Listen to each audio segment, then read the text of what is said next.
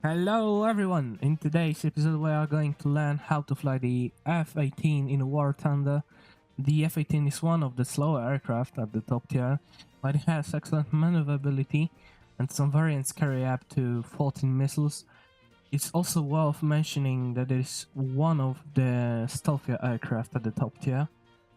So the first thing we'll discuss is how to generally fight battles in the F-18. In the F-18, we generally fly at altitudes of 4,000 to 5,000 meters and try to avoid flying in a straight line towards the enemy. Every missile in the game requires a specific lock-on time to achieve a perfect hit, so simply spamming missiles isn't the optimal strategy. So how we are supposed to adapt to the missiles? And actually guys, it's very simple.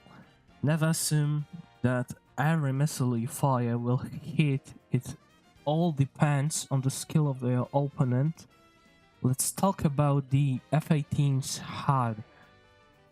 When you fire a missile, a small circle appears around the locked targets. You need to keep the target within that hood zone until the target circle disappears.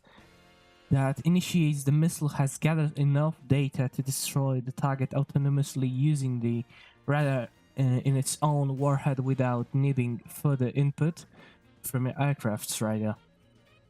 Another very important thing worth discussing is how to protect yourself against the incoming missiles. If you heard of a strategy also used in real life called notching, it involves turning 90 degrees to either side relative to an incoming missile. In most cases, this allows you to throw the missile off the track, remain safe and sound. And guys, another important point, if more than 4 missiles are heading your way, don't be afraid to keep notching. However, never spam countermeasures during the maneuver, as that won't help at all. Really guys, I have done it a lot of times for myself. So try releasing them in bursts about 4 to 5 countermeasures every 5 seconds. It is also worth briefly returning to your normal altitude during the notch to check the number of incoming missiles on your RWR panel before going back to the notch.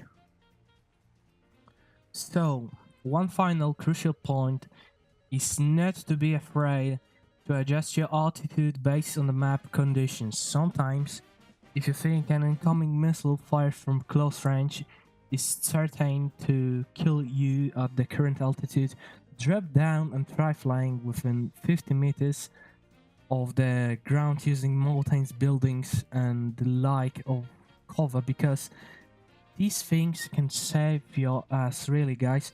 Sometimes when I had a situation when the maybe Rafale or Euro Typhoon was shooting the missile maybe close from 10 miles away or 10 kilometers away, it doesn't matter.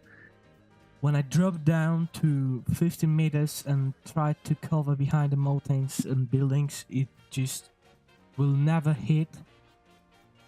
And then when you will return to your normal flight position, you will be totally safe to engage this guy again, and you will be sure that he's close, so you can engage him and dogfight him or anything else.